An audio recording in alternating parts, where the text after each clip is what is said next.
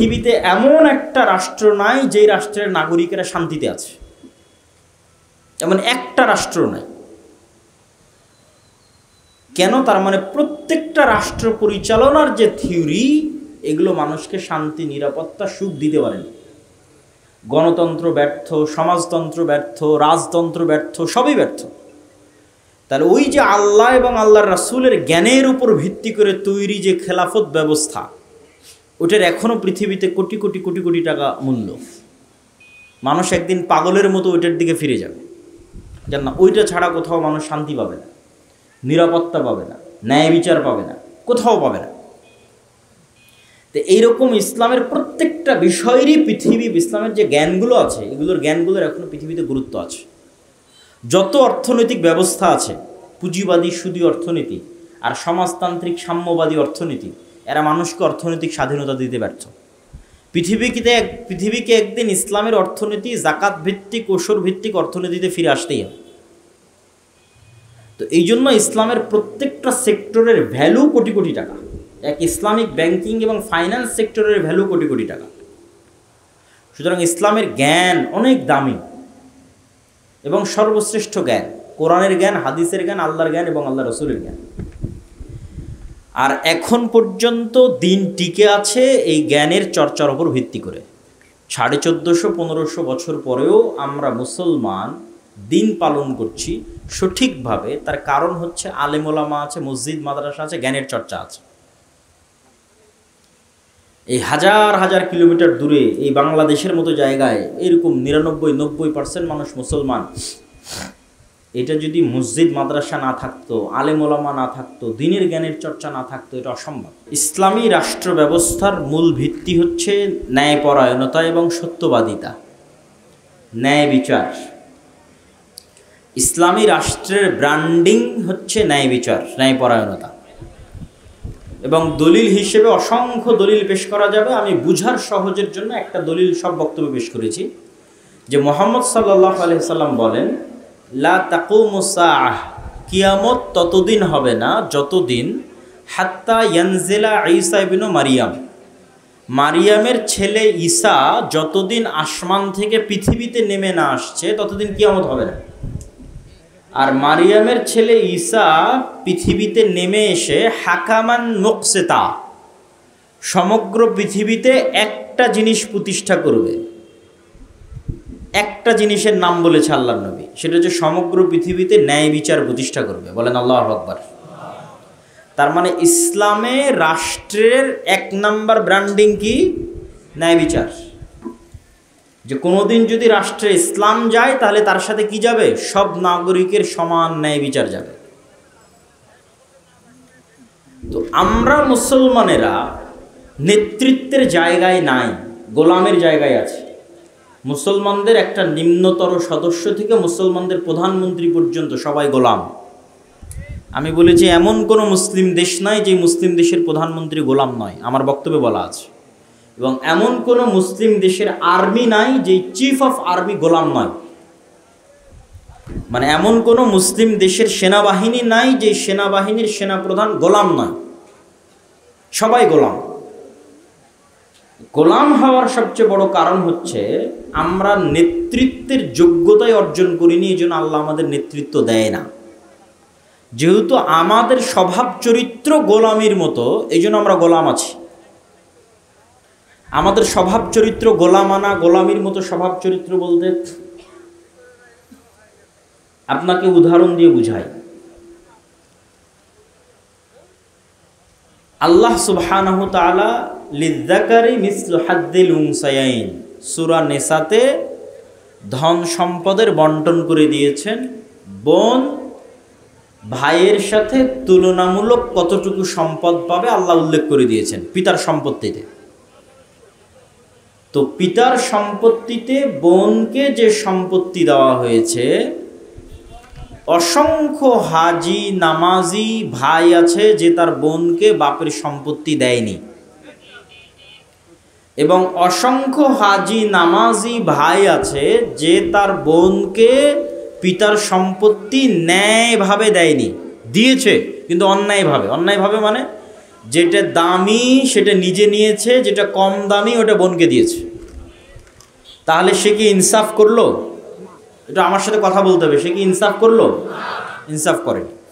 তাহলে এটা নেতার বৈশিষ্ট্য না গোলামের বৈশিষ্ট্য? গোলামের বৈশিষ্ট্য, কৃতদাসের বৈশিষ্ট্য। এই ব্যক্তি আর যাই হোক কোনোদিন নেতা হতে পারবে না আল্লাহর দৃষ্টিতে। মানে আল্লাহ কোনোদিন এটা করবেন যে এই ব্যক্তিকে আমি বাংলাদেশের রাষ্ট্রের দায়িত্ব দিয়ে দিই, এটা আল্লাহ কোনোদিন করবেন না। কেন? এই ব্যক্তিকে, এই হাজি, এই নামাজিকে যে বোনকে ন্যায়ভাবে সম্পত্তি দেয়নি, একে বাংলাদেশের প্রধানমন্ত্রী করা হলে গত 16 বছর যা দুর্নীতি হয়েছে তার চেয়ে বেশি করবে। এই জন্য আল্লাহ তাকে ইসলামের নামে দায়িত্ব দিবে না, কেন? সে ন্যায় প্রতিষ্ঠা করতে পারবে না। তাহলে এতটুকু আমি আমার সব বক্তব্যে বোঝানোর চেষ্টা করেছি যে ইসলামে রাষ্ট্র ব্যবস্থার মূল ভিত্তি ন্যায়পরায়ণতা। আর আমরা মুসলমানেরা বাহ্যিকভাবে ইসলাম মানি, ইসলামের আনুষ্ঠানিকতা আমাদের মধ্যে আছে। এই যে এটা একটা আনুষ্ঠানিকতা, আমরা ইফতার করছি, সিয়াম পালন করছি, এই বাহ্যিক আনুষ্ঠানিকতাগুলো আছে। কিন্তু আমাদের নবী মুহাম্মদ সাল্লাল্লাহু আলাইহি ওয়াসাল্লামের যে নেতৃত্বের গুণগুলো ছিল, ওই একটা গুণের চুল পরিমাণও আমাদের মধ্যে নেই। আল্লাহর নবী নেতৃত্বের 1 নম্বর গুণ ছিল সত্যবাদী, নেতৃত্বের 1 নম্বর গুণ ছিল ন্যায়পরায়ণ। মানে মক্কার কাফের মুশরিকরা পর্যন্ত জানতো যে আমি মুহাম্মদ সাল্লাল্লাহু আলাইহি ওয়াসাল্লামের কাছে একটা বিচার নিয়ে গেলে অন্যায়ের শিকার হব না। কোরআনে এই মর্মে আয়াত আছে, এক মুনাফিক সাহাবী আল্লাহর নবীর কাছে বিচার নিয়ে যাবে না, আর ইহুদি আল্লাহর নবীর কাছে বিচার নিয়ে যাবে। আর মুনাফিক ওর কাছে বিচার নিয়ে যাবে যার কাছে ঘুষ দিয়ে বিচার পাওয়া যাবে। আর ইহুদি বলছে আমি মুহাম্মাদের কাছে বিচার নিয়ে যাব, কারণ মুহাম্মদ ঘুষ লেনদেন করে না। মুহাম্মদ হচ্ছে সত্যবাদী, ন্যায়পরায়ণ। বলেন সাল্লাল্লাহু আলাইহি ওয়াসাল্লাম।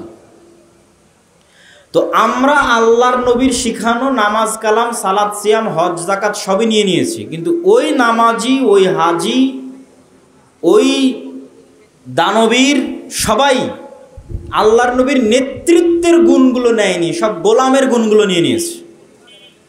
আর এই গোলামের গুণগুলো আসছে কোত্থেকে? 190 বছর আমরা ব্রিটিশদের গোলামি করেছি। ব্রিটিশদের গোলামি করা অবস্থায় আমাদের সম্পত্তির মালিকানা পর্যন্ত ছিল না। RSA, CA যে পর্চা আছে আপনাদের জমির, এই CA, SA, RS পর্চার আগে জমিদারদের নামে এগুলোর জমির খাজনা কাটা হতো। আপনি আজকে নিজের নামে খাজনা দিচ্ছেন, আর এই জমির খাজনা আজ থেকে 150 বছর আগে জমিদারদের নামে কাটা হতো। জমি ছিল না আপনার, তাহলে জমিদারদের অধীনে গোলামি করতে হতো। আর যখন একটা মানুষ গোলামি করে তখন গোলামের বৈশিষ্ট্য আমি বলি, ধরেন আজকে এই একটা ইফতারি, আমি এখানে 2 জন বা 5 জন বা 10 জন গোলাম আছে, তাদের মধ্যে এটা পাক মেরে দিয়ে দিলাম, নিক্ষেপ করে দিলাম, ওরা এটা না কাড়াকাড়ি লেগে গেল, এই হলো গোলাম। তো ব্রিটিশরা আমাদেরকে এইভাবে বড় করেছে যে তোরা একটা টাকার জন্য চুরি করবি, একটা টাকার জন্য ডাকাতি করবি, একটা টাকার জন্য তোর ভাইকে মেরে ফেলে দিবে। এইভাবে আমাদেরকে গড়ে তুলেছে গোলাম হিসেবে। কেন? আমার জমি নাই, আমার টাকা নাই, ধন নাই, সম্পদ নাই, চাকরি নাই। তো আমি ব্রিটিশদের এইভাবে গোলামি করতে করতে বড় হয়েছি। ফলত মিথ্যা, চুরি, অন্যায় রক্তের মধ্যে মিশে গেছে। এই জন্য নামাজি হাজি হলেও বোনকে ন্যায়ভাবে সম্পত্তি দেয়নি। নামাজি হাজি হলেও মেয়ের বিয়ে দিতে গিয়ে বা অন্যের মেয়েকে বিয়ে করে নিয়ে আসতে গিয়ে ডিমান্ড চেয়েছে। ডিমান্ড ন্যায় না অন্যায়? কথা বলেন, ন্যায় না অন্যায়? অন্যায়। আমি অন্যায় বলতে আল্লাহর সাথে অন্যায় বুঝাইনি, আল্লাহর সাথে তো মুসলমানেরা ভালোই ন্যায় করে। আমি অন্যায় বলতে মানুষের সাথে অন্যায় বুঝিয়েছি, তথা ন্যায় বিচার প্রতিষ্ঠা করতে ব্যর্থ। তো এই জন্য আল্লামা ইকবাল বলছেন মুসলমানদেরকে উদ্দেশ্য করে, সবক ফিরসে পড় সাদাকত কা, শুজাআত কা, আদালত কা, লিয়া জায়েগা তুঝসে কাম দুনিয়া কি ইমামত কা। মুসলমানেরা, তোমাদের মধ্যে সালাত, সিয়াম, হজ, যাকাতের কোনো কমতি নাই, যে কারণে তোমরা পৃথিবীর নেতৃত্ব দিতে পারছো না, সেই তিনটে জিনিস যদি তোমরা শিখো, এক, সাবাক ফিরসে পড়ো, নতুন করে সবক পড়ো, নতুন করে তোমরা দার্স নেও, সাদাকাতকা, সত্য বলার, যে আজ থেকে সত্য বলবো, নতুন করে তোমরা দার্স নেও, আদালতকা, যে আজ থেকে ন্যায় করব, চাকরিতে, বাড়িতে, ফ্যামিলিতে, পরিবারে, সন্তানে, সমাজে, আমি যেখানে আছি সেখানে ন্যায় প্রতিষ্ঠা করব, বলেন ইনশাআল্লাহ।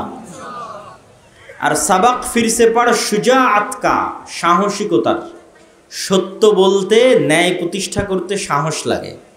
মিথ্যা বলে ভীরু কাপুরুষ, আর সত্য বলে সাহসী।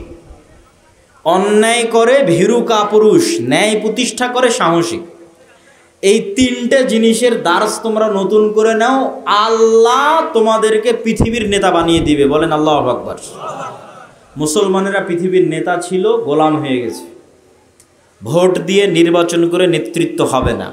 ভোট নির্বাচনও এমন এক জিনিস যা গোলামি শিখায়, মানে মারামারি, কাটাকাটি, ধোঁকা, দ্বন্দ্ব, হিংসা, মিথ্যা, এটা শিখায়। আর এই শিক্ষাটাই গোলামির শিক্ষা। তাহলে নেতা হতে হবে, নেতার যোগ্য হলে আল্লাহ নেতা বানাবেই।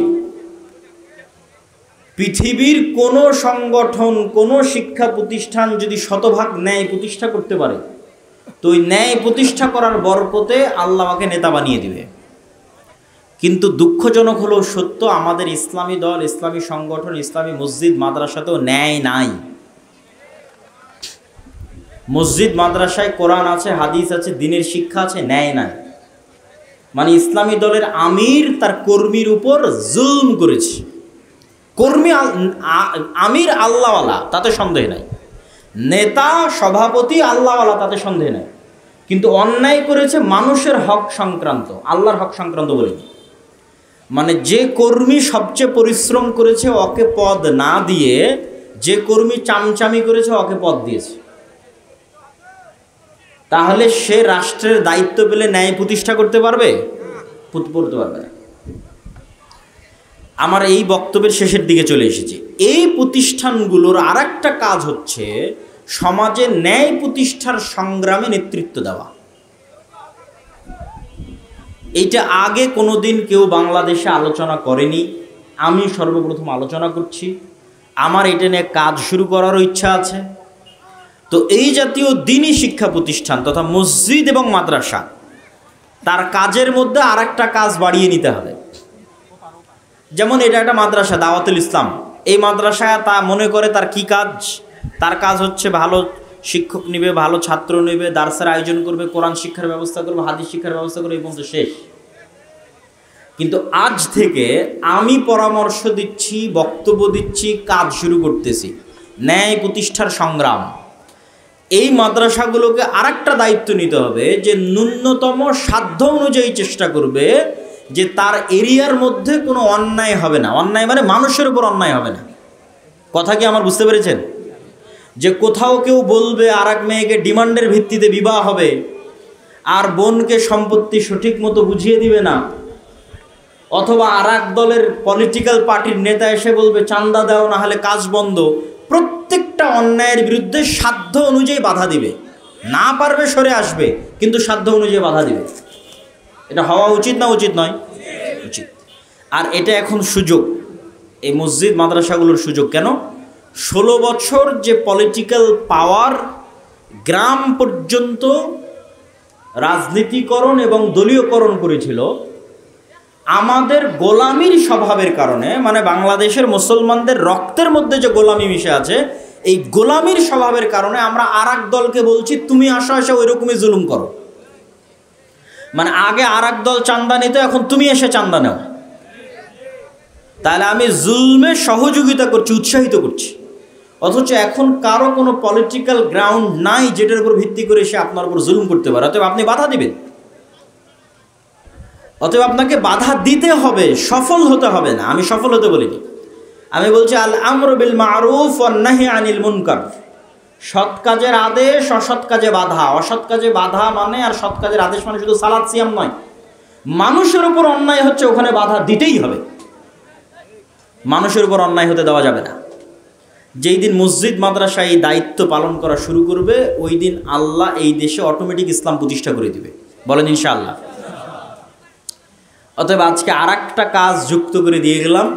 মসজিদে মক্তব চালাতে হবে 1 নম্বর কাজ, মাদ্রাসা পরিচালনা করতে হবে 2 নম্বর কাজ। আর মসজিদ মাদ্রাসা থেকে শুধু কোরআন এবং হাদিসের কথা হবে না, বরং সমাজে প্রচলিত মানুষের সাথে সংশ্লিষ্ট যে অন্যায় হবে ওই অন্যায়ের প্রতিবাদ করতে হবে। বলেন ঠিক কিনা?